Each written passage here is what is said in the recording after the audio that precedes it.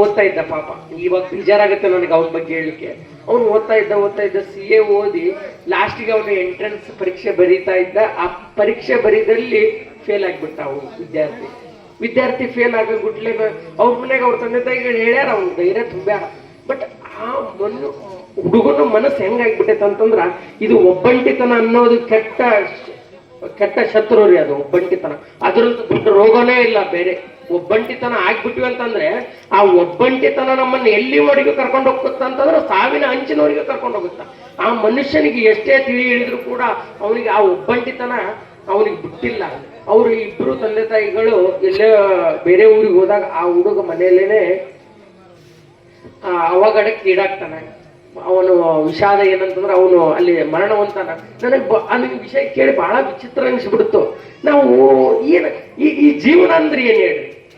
ಈ ಜೀವನದಲ್ಲಿ ಪರಮಾತ್ಮ ಹೇಳ್ತಾನ, ನಿನಗೆ ಕಷ್ಟನ ಬರ್ಲಿ ಸುಖನ ಬರ್ಲಿ, ನೀ ಇಲ್ಲಿ ಏನೇ ಬಿದ್ರು ಆ ಗುಡ್ಡು ಸತ್ಯ ನಮ್ಮ ಮ್ಯಾಗ್ ಬಿದ್ರು ಕೂಡ ನಾವು ಬದುಕುವುದನ್ನು ಬಿಡಬಾರದು. ನಾವು ಏನ್ ಮಾಡಕತ್ತೀವಿ, ಒಂದು ಇರಿವಿ ಕಡಿತು, ಏನೋ ಒಂದು ನೋವಾತ ಅನ್ನೋದ್ರಾಗನ ಸಾವಿನಡಿಗೆ ಹೋಗ್ತೀವಲ್ರಿ. ಅದನ್ನ ಎಂತ ದುರ್ದೈವ ರೀ. ಹೆತ್ತ ತಂದೆ ತಾಯಿಗಳು ಏನ್ ಪಾಪ ಮಾಡ್ಯಾರ ಹೇಳ್ರಿ. ನಾನು ಕೂಡ ನೋಡಿದೆ ಇಷ್ಟೇ. ಈಗ ನನಗೆ 28 ವಯಸ್ಸು. 28 ವರ್ಷದಲ್ಲಿ ಎಲ್ಲಾ ಜನರನ್ನು ನೋಡ್ಬಿಟ್ಟಿದ್ದೀನಿ ನಾನು. ನಮ್ಮ ಒಂದು ಕುಟುಂಬದಲ್ಲೇ ಆಗಿರ್ಲಿ, ನಾವು ಇಬ್ರು ಅಣ್ಣಾರು ಬರೇ ಕುಡಿದು ಸತ್ತೋದ್ರು. ನನಗೆ ಬಹಳ ನೋವಾಡಕತ್ರಿ ಅವ್ನು ಹೇಳಕ. ಪಾಪ ಅವ್ರಿಗೆ ಮದುವೆ ಮಾಡಿರ್ತೀನಿ, ಸಣ್ಣ ಮಕ್ಕಳು ಇರ್ತಾವು, ಅವರು ಕುಡಿತದಿಂದ ತಮ್ಮ ಜೀವನವನ್ನೇ ಹಾಳು ಮಾಡ್ಕೊಡ್ತಾರ. ನಾವು ಏನು ಹೇಳೋಣ ಹೇಳ್ರಿ? ಸ್ವಲ್ಪ ಆದ್ರೂ ತಂದೆ ತಾಯಿಗಳ ಬಗ್ಗೆ, ಕಟ್ಕೊಂಡು ಹೆಂಡತಿ ಬಗ್ಗೆ, ಮಕ್ಕಳ ಬಗ್ಗೆ ವಿಚಾರ ಮಾಡ್ಬೇಕು, ಹೌದಲ್ವಾ ಹೇಳ್ರಿ ನೀವು? ನಾವೆಲ್ಲ ವಿಚಾರ ಮಾಡ್ಬೇಕಾಗೈತ್ರಿ. ನಾವು ಅವನ್ನೆಲ್ಲ ಬಿಟ್ಟಿವಿ. ನಾವು ಏನ್ ಮಾಡಾಕತ್ತೀವಿ, ನಾವು ಯಾವುದೋ ಒಂದು ಚಟವನ್ನ ಮಾಡ್ಕೊಂಡು ನಮ್ಮ ಆರೋಗ್ಯನ ಹದಗೆಡಿಸ್ಕೊಂಡು ನಾವು ಯಾರ್ದೋ ಒಂದು ದಾರಿ ಒಳಗೆ ಸಾಗಾಕತ್ಬಿಡ್ತೀವಿ. ಈ ಪರಮಾತ್ಮ ಇವ್ರಿಗೆಲ್ಲ ಯಾವಾಗ ಬುದ್ಧಿ ಕೊಡ್ತಾನೋ ಅದನ್ನ ನಾ ಬೆಡ್ಕೊಂತಿರ್ತೀನಿ ಯಾವಾಗ್ಲೂ. ನನಗ್ ನೋಡ್ರಿ, ಇವರು ಜೋರಲ್ಲ. ನನಗ ಸಕಲ ಜೀವರಾಶಿಗಳಿಗೂ ಪರಮಾತ್ಮನೊಬ್ಬನೇ. ಯಾವಾಗ ನಂಬಿನಿ, ಇವಾಗ ನಂಬಿನಿ. ಆ ಪರಮಾತ್ಮ ಎಲ್ಲರನ್ನೂ ಕಾಪಾಡ್ತಾನ. ನಾವು ಅಂತಿರ್ತೀವಿ ನೋಡ್ರಿ. ನಿಮ್ಗೆ ಇನ್ನೊಂದು ವಿಚಾರ ಹೇಳಿದೆ, ನಾ ಬಂದ್ಬಿಟ್ಲೇನೆ ಹೇಳಿದ್ರು, ಇದು ಒಂದು ಸಾಮರಸ್ಯದ ವೇದಿಕೆ ಅಂತ.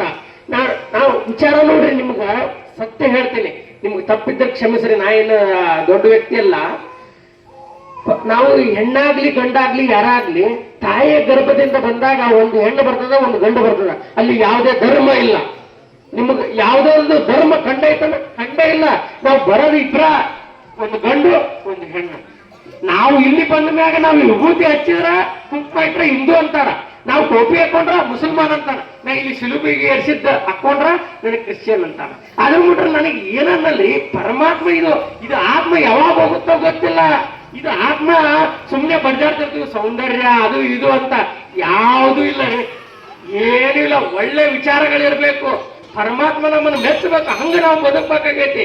ನಾವೆಲ್ಲ ಹೆಂಗ ಬದುಕಾಕತ್ತೀವಿ ಅಂತಂದ್ರ ನಾವು ಇನ್ನೊಬ್ಬರನ್ನ ಮೆಚ್ಚಿಸ್ಲಿಕ್ಕೆ ಬದುಕಾಕತ್ತೀವಿ.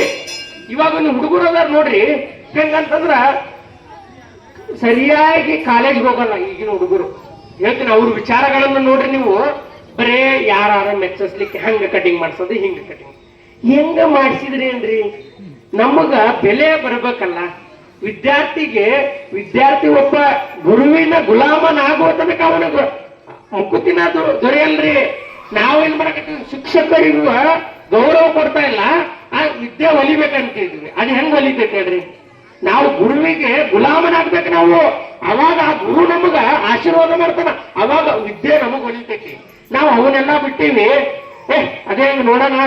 ಹಿಂಗ ವರ್ತನೆಗಳು ನಮ್ ಶಿಕ್ಷಕರಲ್ಲಿ ಕೂಡ ಎಷ್ಟು ಜವಾಬ್ದಾರಿ ಐತಿ ನೋಡ್ರಿ, ಅಷ್ಟೇ ಜವಾಬ್ದಾರಿ ತಂದೆ ತಾಯಿಗಳಿಗೂ ಕೂಡ ಐತಿ. ನೀವು ಅವರಿಗೆ ಸಂಸ್ಕಾರವನ್ನು ಕಲಿಸ್ರಿ. ಗುರುವಿಗೆ ಹೆಂಗ ಗೌರವವನ್ನು ಕೊಡಬೇಕು, ಹಿರಿಯರಿಗೆ ಹೆಂಗ ಗೌರವವನ್ನು ಕೊಡಬೇಕು, ಅವನ್ನೆಲ್ಲ ನಾವು ತಿಳಿ ಹೇಳಬೇಕು. ನಾವು ತಪ್ಪು ಮಾಡಿದಾಗ ದಂಡಿಸ್ಬೇಕು, ಒಳ್ಳೆ ಕೆಲಸವನ್ನು ಮಾಡಿದಾಗ ಅವನಿಗೆ ಪ್ರೀತಿಯಿಂದ ಅಪ್ಕೋಬೇಕು. ನಾವು ಎಲ್ಲಾ ಬಿಟ್ಟಿವಿ.